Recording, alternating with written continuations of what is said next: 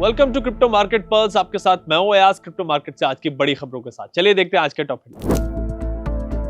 Bitcoin $81,000 के ऊपर, market में हल्की वॉलेटिलिटी। क्रिप्टो टैक्स पर 14 मई को यूएस कांग्रेस की क्रूशियल मीटिंग, इन्वेस्टर्स को हो सकता है बड़ा फायदा। मॉर्गन स्टैनली बिटकॉइन ईटीएफ का शानदार डेब्यू, 30 दिनों में जीरो आउटफ्लो। क्लैरिटी एक्ट का 309 पेजेस का टेक्स्ट सेनेट कमेटी ने किया रिलीज। बिटकॉइन इस वक्त $81,000 की रेंज में ट्रेड कर रहा है। पिछले 20 घंटों में मार्केट में क्लासिक वोलेटिलिटी देखने को मिली है। कल के सेशन में बिटकॉइन $81,500 से करीब 2% गिरकर $79,800 तक गया, लेकिन फिर रिबाउंड हुआ और अभी $81,000 के ऊपर सेटल हो गया।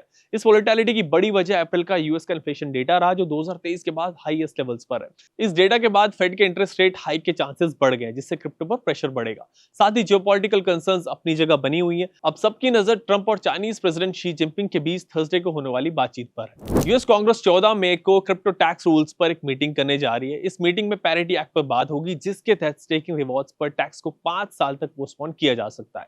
साथ ही $200 तक के स्टेबल कॉइन पेमेंट्स पर कैपिटल गेन टैक्स हटाने का प्रपोजल भी दिया गया है। अगर ये बिल पास होता है तो अमेरिका में क्रिप्टो इन्वेस्टर्स को बड़ा फायदा होगा। मॉर्गन स्टैनली के बिटकॉइन ईटीएफ ने पहले महीने में $194 मिलियन का इनफ्लो रिकॉर्ड किया है और इस ईटीएफ से एक भी दिन का नेट आउटफ्लो नहीं हुआ है। मॉर्गन स्टैनली के करीब 16,000 एडवाइजर $9 ट्रिलियन से ज्यादा क्लाइंट एसेट मैनेज करते हैं। ये डिस्ट्रीब्यूशन एमएसबीटी को वो रीच देता है जो किसी के पास नहीं है। यूएस सेनेट बैंकिंग कमेटी ने थर्सडे के मार्कअप से पहले क्लैरिटी एक्ट का 309 पेजेस का टेक्स्ट रिलीज कर दिया है। इस बिल को chairman Tim Scott, sub committee chair Cynthia Lummis और सेनेटर थॉम टेलिस ने मिलकर पेश किया। स्कॉट के मुताबिक इस बिल में कंज्यूमर प्रोटेक्शन को सबसे ऊपर रखा गया है। अब चेक करते हैं कि मार्केट में top gainers and top losers कौन से हैं।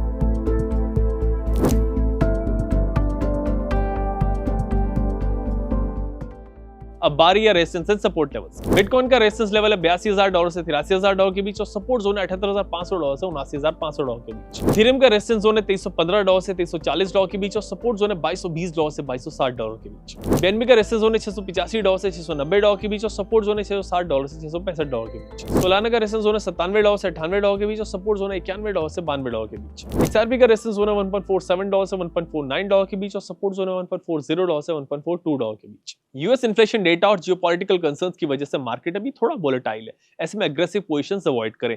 जो पोजीशंस ऑलरेडी आपके पास है उनका स्टॉप लॉस बिटकॉइन की 21 वीक ईएमए के नीचे $79,160 के पास रखिए, जहां 8 मई का लो भी है। जब तक ये लेवल होल्ड करता है तो स्ट्रक्चर इंटरैक्ट रहेगा। अगर प्रेशर की वजह से ये लेवल टूटता है तो फिर मेजर सपोर्ट $76,500 पर है। सो इन लेवल्स का ध्यान रखें और क्रिप्टो ट्रेडिंग पर कोई सवाल अगर हो तो हेल्पलाइन नंबर पर कॉल करें।